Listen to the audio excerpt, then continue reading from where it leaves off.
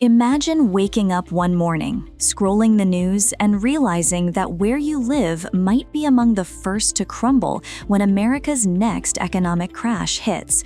Not because something dramatic happened overnight, but because the cracks were growing quietly under the surface for years. In 2025, with inflation, tariffs, rising debt, and shaky housing markets, economists are warning that some states simply can't survive the next downturn. Their budgets are fragile, their households are over-leveraged, their workforce and spending depend heavily on government funds or on industries already losing steam. Today, we count down 10 states experts believe will collapse first if the US enters a serious recession. This isn't a doom scroll exercise.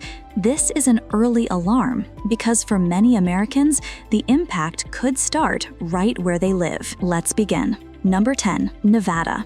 Nevada has long depended on a delicate ecosystem of tourism, nightlife, entertainment, and a highly speculative real estate market. It thrived when visitors poured into Las Vegas, investors flipped homes at rapid speed, and workers from all over the country moved in seeking low taxes and job opportunities. But now, the warning signs are everywhere. Tourism numbers have softened. Casinos and entertainment venues aren't pulling the same revenue they did in previous years. When visitors slow down, the entire economy feels it immediately, from the hotel staff and restaurant servers to taxi drivers, performers, and construction crews building new attractions. The real estate market, once overheated, is cooling fast. Investors who rushed to buy properties during the post-pandemic boom are stuck with empty rentals or homes they can't resell at the prices they expected. Neighborhoods built on rapid speculation are now showing signs of stagnation, with properties sitting longer on the market and owners squeezed by rising interest rates. Nevada households also carry unusually high levels of debt, leaving families extremely vulnerable to income losses.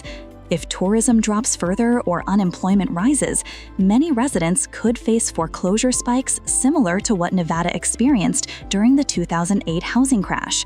When a recession hits, states that rely heavily on discretionary spending crumble first, and Nevada sits at the center of that danger zone. Number 9, Colorado. Colorado was one of the biggest winners of the remote work migration wave.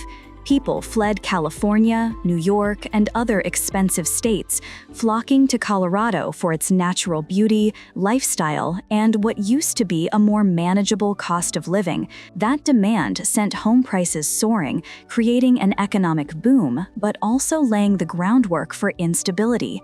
By 2025, Colorado finds itself in a much more precarious position. Housing affordability has collapsed. Families who bought homes at pandemic-era highs are now struggling under mortgage rates they can barely manage.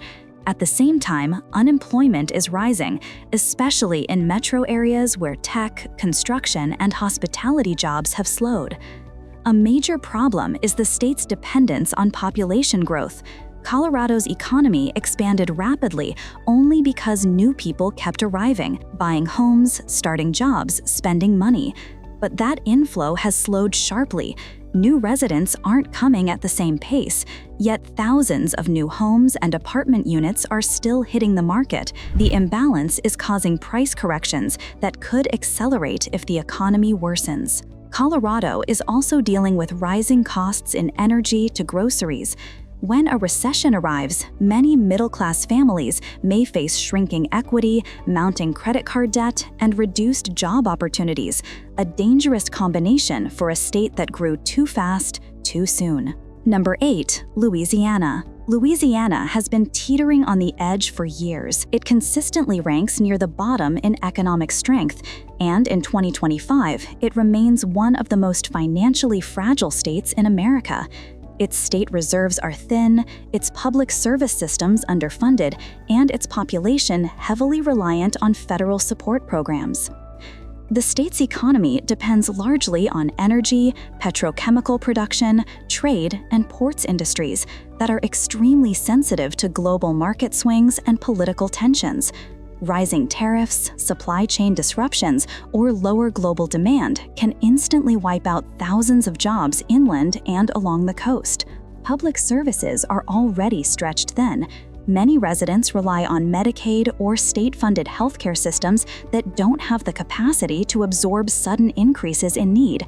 Education systems face budget pressures each year, and rural hospitals are struggling to stay open.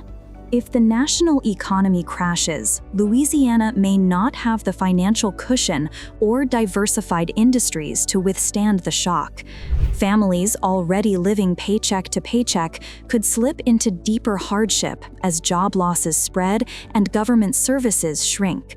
For many communities, the downturn would hit like a tidal wave, fast, overwhelming, and difficult to recover from. Number 7. Mississippi. Mississippi's economy faces long-standing challenges: low wages, limited industrial diversity, and heavy dependence on federal aid, making it one of the states least prepared to endure an economic crisis. Recession risk rises sharply here because almost half the state's budget relies on federal support. If Washington cuts back or even slows its spending, the impact on schools, hospitals, infrastructure, and social programs would be severe. Many residents already live close to the financial edge, with limited savings and rising household debt.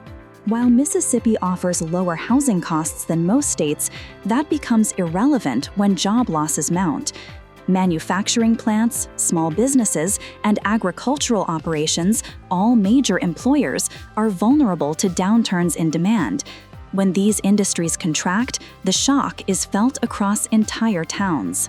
A recession could deepen poverty, increase homelessness, and strain public systems that are already stretched thin.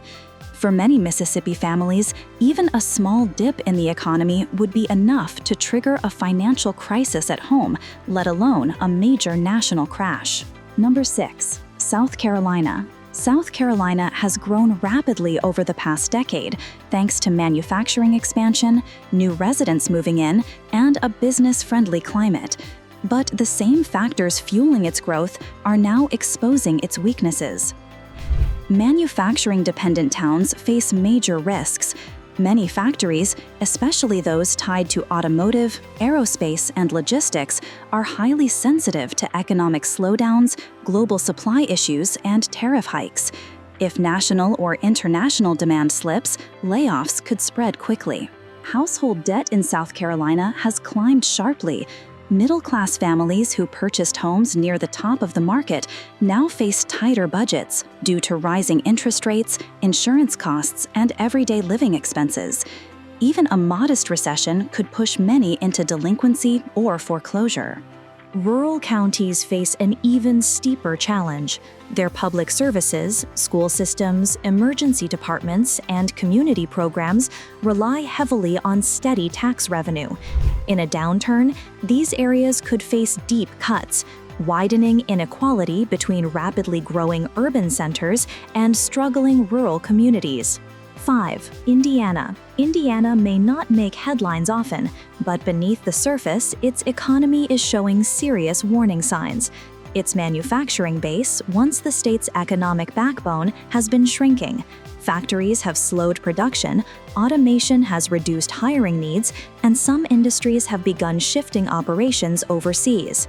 The state's workforce is deeply tied to sectors that are highly sensitive to economic stress: automotive supply, heavy equipment, logistics, and warehousing. When the national economy slows, these industries are among the first to cut shifts, reduce hours, or announce layoffs. Indiana also ranks low in household financial resilience. Families carry growing debt loads while wages remain largely stagnant. Many small towns depend heavily on a single plant or distribution center. If that employer downsizes, the entire local economy suffers. In a major crash, Indiana could experience widespread job losses, falling housing demand, and shrinking small business activity, especially in rural areas that don't have diversified industries or strong local tax bases to cushion the blow. 4. New Mexico. New Mexico's economy is one of the most exposed in the country because so much of its stability depends on federal spending. Nearly half of the state budget is tied directly to federal programs, government contracts, and defense-related jobs. That means any slowdown or budget fight in Washington immediately hits New Mexico harder than most other states. The private sector is growing, but slowly, and many of the new businesses opening each year struggle to survive. Small enterprises often rely on unstable revenue, limited credit, and seasonal demand. When even a small downturn arrives, they are among the first to shut their doors. This leaves many workers stuck in part-time jobs, gig work, or contract positions with little long-term security. The state also faces deep rural poverty. Entire counties rely on a handful of employers, and if those employers cut back, towns can collapse practically overnight. As the national economy weakens, New Mexico's financial fragility becomes clearer. Rising unemployment, shrinking consumer spending, and higher demand for social services the state may not have the resources to sustain. If the economy crashes, New Mexico could face a rapid decline in jobs, a drop in public services, and growing hardship in both urban and rural areas. 3. Kansas. Kansas embodies the challenges facing America's agricultural heartland. Much of its economy depends on farming, food production, and rural industries that are extremely sensitive to rising costs, unpredictable crop prices, and global tariff pressures. When agricultural markets stumble, the entire state feels the shock. Farmland values, often the backbone of family wealth, have been under pressure. When land prices weaken, farmers lose access to credit and start cutting back on equipment, labor, and spending. That loss cascades across small towns, where local businesses depend on steady income from farm families. Grocery stores, local repair shops, grain elevators, and trucking companies all slow down when harvest profits shrink. Many Kansas communities already struggle with population decline as young residents move out for better opportunities. A recession would only speed that trend. Job losses, lower home values, and tighter credit could hollow out entire counties. If the larger U.S. economy hits recession, Kansas may face a painful combination of falling farm income, business closures, and mounting debt. A quiet but deep collapse that reshapes rural life. 2. Alaska. Alaska sits at a dangerous crossroads because so much of its economy depends on oil, a commodity that rises and falls unpredictably. When oil prices weaken, state revenue plunges, jobs disappear, and entire communities lose their financial lifeline. Beyond energy, Alaska's workforce is heavily tied to federal spending, military installations, and government-supported programs. Any nationwide budget tightening hits the state harder than almost anywhere else. Without strong diversification, Alaska remains vulnerable to every national economic shift. Living costs are another major risk. Many Alaskans already pay dramatically more for groceries, fuel, utilities, and transportation than residents in other states. If a recession drives prices even higher while incomes shrink, thousands of families could quickly fall into financial distress. A major downturn could mean widespread job losses, reduced public services, fewer flights and shipping routes, and shrinking local economies. 1. West Virginia. West Virginia stands out as one of the most economically vulnerable states in America, and in a national downturn, it is often projected to feel the shock before almost anywhere else. The state has been grappling with deep structural weaknesses for decades. Declining industries, shrinking populations, limited job diversification, and one of the smallest economic growth rates in the nation.